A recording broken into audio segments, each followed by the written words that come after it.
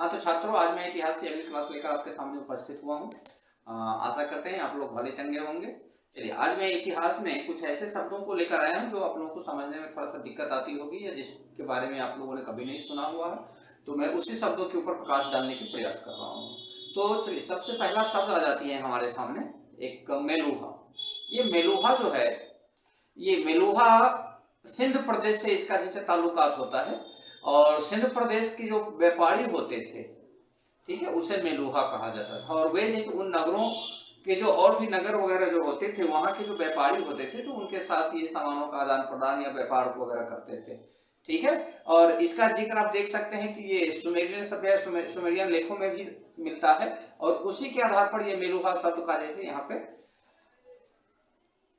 उत्पत्ति हुई है। चलिए, अब यहाँ पे दूसरा आ जाती है, यह एक लिपि है। इस लिपि का प्रयोग जो है, ये बाउस्ट्रोफेडेन जो है ना, यह एक लिपि है। इस लिपि में क्या होता था, सिंधु सभ्यता के टाइम में जो लिखी जाती थी, जो भी कुछ लिखी जाती थी, या जो अभिलेख या लेखन की जो प्रणाली होती थी, तो इसमें दाहिने से बाएं की ओर लिखा जाता था। दाहिने से बाएं की ओर अर्थात जो है ना, कि ये इधर से चलेगा। आप देख सकते हैं, ये ऐसे करके आएगी, ऐसे, फिर ऐसे, फिर ऐसे जाएगी, फिर ऐसे करके ये तो दाएं से बाएं, बाएं से दाएं, दाहिने से बाएं ऐसे चलती थी। ठीक है। तो इसी लिपि के जो है ना, बाउस्ट्रोफेडेन लिपि कहा जाता है। अब इसमें देख सकते हैं यहाँ पे सिंधु सभ्यता में लेखन प्रणाली, इसमें सबसे पहली पंक्ति जो होती थी वो दाहिने से बाईं ओर तथा दूसरी पंक्ति बाएं से दाहिनी ओर लिखी जाती है, लिखी गई है। ठीक है। इसके बाद एक संस्कृति का जिक्र है 3 नंबर पर, आप देख सकते हैं, इसको कायस्थ संस्कृति बोलते हैं। कायस्थ संस्कृति उसको बोलते हैं, और जो भी संस्कृति है किसी न किसी नदी के किनारे ही होती है। ठीक है। और यह संस्कृति कहाँ पे है, तो इस संस्कृति का नाम कायस्थ रखा गया क्योंकि यह संस्कृति जो है चंबल नदी की एक उपनदी है, जो काली सिंध के किनारे स्थित है। इसी क्षेत्र के नाम पर, शायद उस क्षेत्र को जैसे कायस्थ क्षेत्र कहा जाता हो, और उसी क्षेत्र के नाम पर इसकी वहां का जो संस्कृति मिली है, वहां के लोगों का जो रहन सहन वगैरह जो भी पता चली है, तो उसी के आधार पर जैसे इसका नाम जो है ना, नामकरण किया गया है, जिसे हम कायस्थ संस्कृति कहते हैं। अब ये क्या है, यहाँ पे देखते हैं। कायस्थ संस्कृति में कायस्थ मुख्य स्थान है। मैंने बताया था कि उसी के स्थान के नाम पर कोई स्थान है जिसका नाम कायस्थ है, और मेन स्थान था उस समय का। ठीक है। और उसी के नाम पर इस संस्कृति का नामकरण किया गया है। पुरातत्व उपकरणों, जो भी जैसे पुरातत्व के दौरान जो भी उपकरण, जो भी जैसे सामान मिले हैं ना, उसमें से तांबे की कुल्हाड़ी और पत्थर के एकदम छोटे छोटे हथियार मिले थे, प्लस कुछ प्रमुख मनके व इत्यादि भी मिले थे यहाँ से। ठीक है। तो इसीलिए ये कायस्थ संस्कृति के बारे में आप लोगों को पता चल गई होगी। चलिए, इसके बाद आ जाता है एक और संस्कृति आती है हमारा, सवालदा संस्कृति। ये देख सकते हैं आप यहाँ पे, सवालदा संस्कृति। अब ये सवालदा संस्कृति का है, क्या है, जब ही नदी है तब नदी के किनारे जो भी संस्कृति मिलेगी वो सवालदा ही कहलाए। यानी किसी न किसी जैसे क्या कहते हैं, संस्कृति का कोई ना कोई नामकरण होता ही होता है, और नामकरण खासकर स्थान या नदी के नाम पर पड़ती है। तो यहाँ पे आप देख सकते हैं सवालदा संस्कृति का नामकरण, सवालदा जो धुलिया एक जिला है महाराष्ट्र की, उसके जैसे उसी वहीं पे पड़ती है। और यहाँ पे सवालदा जो है ना, एक बस्ती का नाम है, यह भी एक जगह का नाम है। यहाँ पे आप देख सकते हैं बस्ती के नाम पर हुआ है इसका नामकरण। तो सवालदा एक कोई बस्ती होगी, और वहां की जो संस्कृति है उसके आधार पर, उसके उस गांव के नाम के आधार पर, बस्ती के नाम के आधार पर ये सवालदा संस्कृति दिया गया है। क्योंकि वहां का लोगों का जो रहन सहन या जो भी जैसे क्या कहते हैं वेशभूषा वगैरह जैसे मिला होगा, तो मिला होगा, तो कुछ ना कुछ नामकरण तो चाहिए। तो चलो भाई, जैसे गांव या जैसे बस्ती के नाम पे डाल दो। और यह मैंने बताया था कि कोई भी संस्कृति जो मिलती है वो कहाँ मिलती है, किसी न किसी नदी के किनारे, क्योंकि लोगों को पहले पानी के लिए नदी किनारे आना ही पड़ता था। लोग दूर जाके तो रह नहीं सकते, क्योंकि प्यास तो कभी भी लगेगी, कितना बार आएगा जैसे पानी लेने के लिए नदी के किनारे, कितना दूर चला जाएगा फिर। तो जब भी जैसे कोई भी संस्कृति जो विकसित हुई है, जो विकास की है, वो कहीं ना कहीं जैसे कहते थे किसी न किसी नदी के किनारे। तो ये सवालदा जो है, सवालदा संस्कृति, ये सवालदा नदी का नाम नहीं है, यह ताप्ती नदी के पास, यहाँ पे देखेंगे ताप्ती नदी के पास। तो आ गई यहाँ पे आप ताप्ती नदी, आप देख सकते हैं। लेकिन दहमाबाद के पास भी इसी संस्कृति के प्रमाण मिले हैं, यहाँ पे देख सकते हैं। लेकिन दहमाबाद के पास भी इसके प्रमाण मिले हैं। ठीक है, आप देख सकते हैं यहाँ पे। और यहाँ पे क्या मिला है, यहाँ पे जो बर्तन मिला है, वह बर्तन काले रंग का जैसे चित्रित यानी फोटो बना हुआ मिला है। और इसकी विशेषता कि उस बर्तन पर जो फोटो मिली है, उस फोटो में किसका चित्र मिला है, उस फोटो में मछली का मिला है, जानवरों के चित्र मिला है। ठीक है, तो चलिए सवालदार संस्कृति के बारे में भी आपको पता चल गई। एक और संस्कृति आती है हमारे पास, मालवा संस्कृति। अब ये मालवा संस्कृति का है, तो यहाँ पे देख लेंगे कि मालवा नदी यानी नर्मदा नदी के तट पर माहेश्वर से नवदा टोली, मैंने एकदम पहला क्लास में बताया था नवदा टोली कहाँ है, नवदा टोली पाकिस्तान में पड़ती है। और वहीं से जो है ना कि ये जो सिंधु घाटी में जो कृषि के जो साक्ष्य मिले हैं या कृषि सीखने के लिए जो बाहर से लोग आते थे, तो पहला जो है ना कि सबसे ज्यादा कृषि का विकास यहीं पे हुआ था, ये नवदा टोली में। ठीक है, तो यहां पे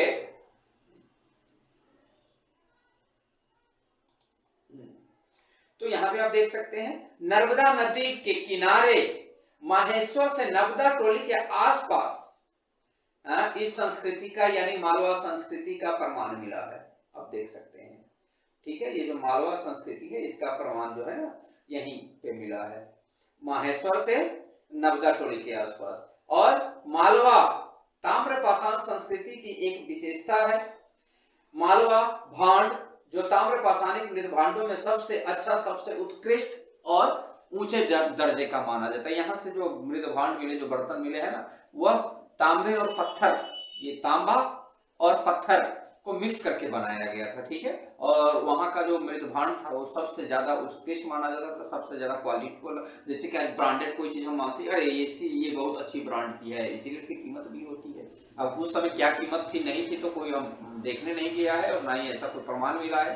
ठीक है, कि उस समय जैसे लोग कैसे कोई चीज खरीद बिक्री करे, तो हो सकता है विनिमय प्रणाली भी जैसे प्रचलित हो, क्योंकि बहुत सारे अभिलेख भी मिले हैं, सिक्के वगैरह भी मिले हैं, तो उससे भी जैसे क्या कहते हैं आदान प्रदान किया जाता होगा, क्रय विक्रय किया जाता होगा। चलिए, मालवा संस्कृति के बाद हम चर्चा करते हैं ये जोखे संस्कृति। कुछ लग रही होगी आप लोगों को, लेकिन क्वेश्चन ऐसे ही चीज, क्योंकि बहुत सारी चीज ऐसी चीज होती है फेमस होती है, बार बार रिपीट होती है।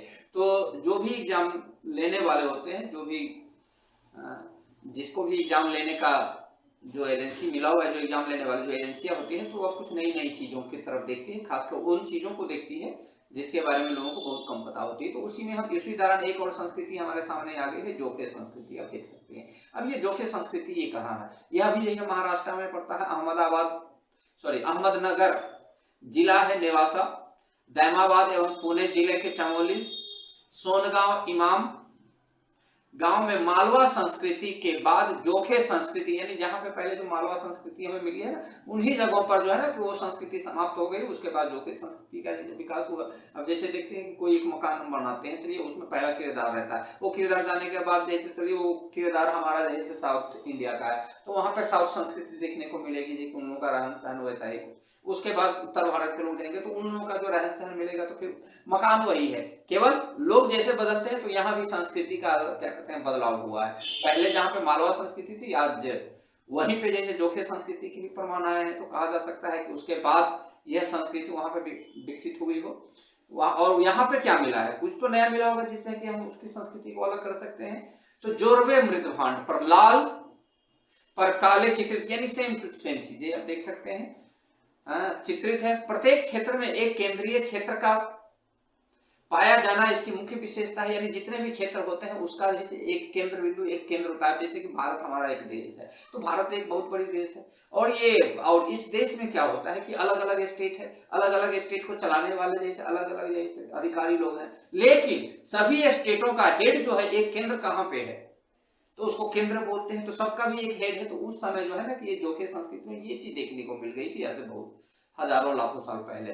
ठीक है, तो वहां पे यही चीज देखने को मिली कि जितने भी क्षेत्र हैं उस सब का एक केंद्रीय क्षेत्र, जो उस समय की जैसे मुख्य विशेषता भी थी। चलिए, ये हम देखते हैं। अगली संस्कृति है हमारा चिरांद संस्कृति। ये चिरांद जो है ना हमारी ये बिहार से रिलेटेड है। ठीक है, अब ये यहाँ पे क्या आई है, यहाँ पे देखते हैं। तो पूर्वी भारत में भी ताम्र पाषाण संस्कृति के अवशेष मिले हैं। चिराग मैंने कहा भी था, चिराग बिहार में मिला है, देख सकते हैं यहाँ पे बिहार में मिला है। मिट्टी से थापे गए बांस के घर, पहले तो अभी भी जैसे बिहार में कुछ ऐसे जगह पर हैं, गांव वगैरह सब में, वहां पे मिट्टी को क्या किया जाता है कि वो गीला कर कर और उसी से दीवार खड़ा किया जाता है, एक के बाद एक के बाद एक सूखते जाता था, उसके ऊपर डालते जाता था मिट्टी को गीला करने के बाद, और उसकी दीवार बनती जाती थी। ठीक है, तो क्या है कि मिट्टी से थापे गए बांस के घर भी मिला है। कहीं कहीं देखेंगे कि आप पहले एक बांस को काट कर बत्ती बत्ती निकाल कर और उससे बीन कर उसका चचरी बना दिया जाता था, उसको खड़ा करने के बाद इधर से भी मिट्टी उस तरफ से भी मिट्टी लगा कर जैसे क्या कहते उस साइड से मकान बनाए जाते थे। तो पहले बहुत सारे ऐसे मकान होते थे। ठीक है, तो ये चीज के इसके प्रमाण मिला है यहाँ से, कहाँ से, ये चिराग से। फिर क्या मिला है, छोटे छोटे औजार आप देख सकते हैं यहाँ पे, जिनमें पत्थर के फलक फलक मैंने बताया था कि जैसे जो छोटा वाला भाग होता है, कोई बड़ा सा पहले एक बड़ा पत्थर लेते हैं, उसको हम फोड़ते हैं कोई उपकरण बनाने के लिए, तो जो बड़ा वाला भाग होता है उसको हम क्रोड बोलते हैं। जहां पे क्रोड से उपकरण बनाए जाते तो हमने क्या ये क्रोड संस्कृति भी कहते थे। लेकिन जो छोटा वाला भाग फूटेगा तो जरूरी नहीं है कि पत्थर हमेशा इक्वल, पत्थर इक्वल में फूट ही नहीं सकता, कहीं ना कहीं कुछ ना कुछ बड़ा छोटा का अंतर रह ही जाता है। तो जो बड़ा होता है उसको हम क्रोड बोलते हैं, और जो छोटा पतला वाला होता है उसको हम फलक बोलते हैं। तो यहाँ से आप देख सकते हैं कि पत्थर के फलक संस्कृति, यही जो जहां से छोटे वाले भाग से जैसे उपकरण बनाए गए होंगे उसे हम फलक कहते हैं, उस फलक संस्कृति की। तो इसकी यही विशेषता है कि ऐसी चीजें जो फलक से बनाई गई थी, और ये कहां से मिला है ऐसे उपकरण, हमारे बिहार के चिरांद नामक जगह से। ठीक है, और इस समय इसका क्या काल था, आप देख सकते हैं ईसा पूर्व 1500 से 750 ईसा पूर्व इसका यही समय था। ठीक है, चलिए इसके बाद हम आते हैं रिवल, हम इसको खेल भी पढ़ सकते हैं, रिवल भी बोलते हैं। ठीक है, लेकिन यहाँ पे रिवल, हाँ रिवल ही बोलेंगे। ऋग्वेद में नाम है, ऋग्वेद की कुछ हस्तलिखित प्रति, कुछ जगह हाथ से लिखा हुआ जो पेज है, जो पन्नों है, उससे जुड़े मिलते हैं, जिसे हम रिवल कहते हैं। ये देख सकते हैं। चलिए अब हम आगे आ जाते हैं देवत्रयी। देवत्रयी क्या है, देवत्रयी ऋग्वेद, सामवेद तथा यजुर्वेद को सम्मिलित रूप से, यानी तीनों वेद को आप मिला दे, ऋग्वेद को ले ले, सामवेद को ले ले और यजुर्वेद को ले ले, ये तीनों को मिला देंगे और ये तीनों वेद मिलकर एक नया जैसे त्रिवेद कहलाती है। या तो फिर और ये त्रिवेद को हम क्या बोलेंगे, वेद त्रयी, त्रयी मतलब तीन, त्रयी तीन वेदों को जैसे क्या कहते हैं, त्रिवेद नहीं, पहले वेद लगा दिया फिर त्रयी लगा दिया, यानी वेद त्रयी कहा जाता है। ठीक है, आप देख सकते हैं यहाँ पे ऋग्वेद, सामवेद और यजुर्वेद के सम्मिलित रूप को हम वेद त्रयी कहते हैं। चलिए इसके बाद अगला है होताया। अब ये होताया क्या है, यह भी हमारे ऋग्वेद से संबंधित है। देखते हैं क्या है होताया। होताया वर्ग के पुरोहित यज्ञ कुंड में अग्नि का आह्वान कर वेद मंत्रों द्वारा देवताओं का आह्वान करते हैं। आजकल देखेंगे हिंदुओं में ये पूजा होती है, सत्यनारायण भगवान की किसी भी तरह की जो पूजा होती है, यज्ञ वगैरह होते हैं ना, तो उसमें मंत्र के साथ साथ एक बहुत आग का जैसे ये लपट में हम लोग हवन करते रहते हैं, उसमें कुछ मंत्र के साथ कुछ धूप वगैरह सब डाला जाता है। ठीक है, तो जो ये चीज कराने वाले जो होते थे पुरोहित, पंडित, उसको होताया कहा जाता था। ठीक है, आज हम लोग पंडित जी कहते हैं, पुरोहित कहते हैं, तो उस समय केवल जो हवन कराने वाले जो लोग होते थे उसको, ठीक है, जो देखते हैं अग्नि का आह्वान, यहाँ पे ये गलत लिखा हुआ है, आह्वान कर वेद मंत्रों द्वारा देवताओं को आह्वान करते थे। ठीक है, क्या कहलाता था, होताया। होताया किसमें कहा जाता था, ऋग्वेद में ऐसा ही शब्दों का जिक्र किया गया है। इसके बाद आ जाता है उद्गाता। उद्गाता, और इस उद्गाता का जो वर्णन कहाँ है, कहां से लिया गया है, यह सब सामवेद से। अब यहाँ पे उदागात्री वर्ग के पुरोहित यक्ष में शाम का गायन करते थे। शाम के समय जो कुछ लोग पुरोहित होते थे, जो पंडित लोग होते थे ना, वो कोई मंत्र वगैरह कुछ गायन वगैरह टाइप का जो है ना, कि भजन कीर्तन आज के डेट में कह लीजिए ना, वो होता था। उसी को जो पुरोहित सब गाते थे उसी को उद्गाता कहा जाता था। और वैसे उद्गाता वर्ग के लोगों को पुरोहित भी कह सकते हैं, या उद्गात्री पुरोहित भी आप कह सकते हैं इसको, यहाँ पे आप देख सकते हैं। चलिए इसके बाद आ जाता है अर्धव्यु, अर् अधवर्यु अर्थात यजुर्वेद। ठीक है, और ये शब्द जो है बोलने में भी थोड़ा सा उटपटांग लग रही है, आप लोग प्रैक्टिस करेंगे। ठीक है, इसका प्रयोग कहाँ किया गया है, ये इसका उल्लेख कहाँ मिलता है हमें, यजुर्वेद में। और यह क्या है, ठीक है, याज्ञिक कर्मकांड की विधियों का समुचित रूप से अनुष्ठान करते थे। अर्थात यह भी एक पुरोहित वर्ग ही है जो यज्ञ वगैरह की जो कर्म वगैरह विधि होती है, विधि वगैरह को जैसे व्यवस्थित ढंग से करवाते थे, उसको जैसे यजुर्वेद में अधर्वयु कहते थे। ठीक ना। इसके बाद आता है ब्रह्मा। ब्रह्मा शब्द की उत्पत्ति अथर्ववेद में आई है। अब ये ब्रह्म जो थे ये क्या थे, यज्ञ का परीक्षण करते थे कि यज्ञ सब कुछ ठीक ठाक से विधि पूर्वक चल रही है कि नहीं। एक तरह से कह सकते हैं इन्फेक्शन करते थे, यानी इन्वेस्टिगेशन करते रहते कि ठीक ठाक चल रहा है कि नहीं।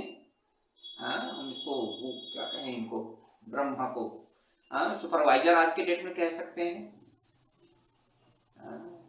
चलिए, इसके बाद आता है सप्त सैंधव। सप्त सैंधव जहां पे बताया गया है कि आर्यों का मुख्य निवास स्थान या आर्य जो थे ना, ये सप्त सैंधव से आए थे। यही सप्त सैंधव का प्रयोग जैसे ये सिंधु घाटी यानी वैदिक काल में हुई है। ठीक है, और यहाँ पे देखेंगे आर्यों, आर्थों नहीं, आर्यों के निवास स्थान का निवास का जो स्थान था जहां पे आर्यों लोग रहते थे उसे सप्त सैंधव कहा गया है। तो सप्त सैंधव तो चलो ये थोड़ा सा कॉमन वर्ड है, इससे पहले भी आप लोग कई बार देखे होंगे। अब यहाँ पे कुछ 5 शब्द हैं ऐसे जिसे पंचजन्य कहा गया है, और वो 5 शब्द क्या है, अनु पहला, द्रोह्य, पुरु, तुर्वस तथा युद्ध, ये 5 शब्द। तो ऋग्वेद में आर्यों के 5 कबीले होने की वजह से उन्हें पंचजन्य कहा जाता था। ठीक है, जो क्षत्रिय होता था, युद्ध वगैरह उसको जैसा रक्षा का दिया जाता था। तो ये 5 का अलग अलग ये है, इसका चर्चा आपको आगे मिल जाएगी, या फिर मैंने इससे पहले वाले क्लास बनाया था, वैदिक सभ्यता पढ़ाया था मैंने, उसमें इसके बारे में बताया है, तो आप लोग उसको देख सकते हैं। चलिए, तो इसी को हम पंचजन कहा गया है। ठीक है, कोई भी पूछ सकता है कि ये पंचजन किससे कहा जाता है, तो अरे ऋग्वेद में आर्यों के जो 5 कबीले जो है ना, उसी 5 कबीलों का जैसे सम्मिलित रूप को हम पंचजन्य कह सकते थे। वो 5 कौन कौन से थे, तो अनु, द्रोह्य, पुरु, तुर्वस तथा युद्ध थे। इसके बाद हम आ जाते हैं वेदांग। अब यहां से आप लोगों ने तो कुछ कुछ पढ़ा ही होगा। वेदों की संहिता, संहिता का मतलब क्या होता है, अरे संग्रह करना, जो वेदों को संग्रह किया गया। ठीक है, और संग्रह क्यों, वेदों के अर्थ को सरलता से समझने के लिए, आसानी से समझने के लिए, और जब हम समझेंगे तभी तो कोई वैदिक कर्म कांडों को सही ढंग से कर पाएंगे ना। ठीक है, तो इसीलिए उसको वेदांग कहा गया है। ठीक है, और वेदांग नामक जो ये नए साहित्य की रचना की गई है, क्यों की गई है, ताकि वेदों को हम अच्छी तरह से समझ सके। अगर हम नहीं समझेंगे तो फिर उस वेद के कहे अनुसार हम कुछ भी नहीं कर पाएंगे। ठीक है, चलिए, इसके बाद आ जाता है आपका आरण्यक ग्रंथ। अब ये आरण्यक ग्रंथ क्या है, यहाँ पे देख सकते हैं, आरण्यक, आरण्यक वन जंगल से ये ताल्लुकात रखता है। तो ब्राह्मण ग्रंथों के उपसंहार खंडों को आरण्यक कहते हैं। ठीक है, आरण्यक ग्रंथ कहते हैं। उसी तरह प्रश्ना विनाक वैदिक, प्रश्ना विनाक, वैदिक कालीन न्यायाधीशों को प्रश्न विनाक कहा जाता था। जो उस समय के जो जज होते थे,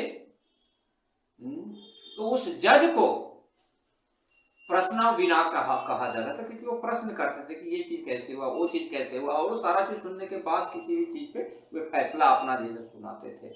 इसके बाद है आपका बहुत, वहुत, वैदिक काल में कन्या के विदाई के समय दिए गए उपहार को बहुत कहा गया है।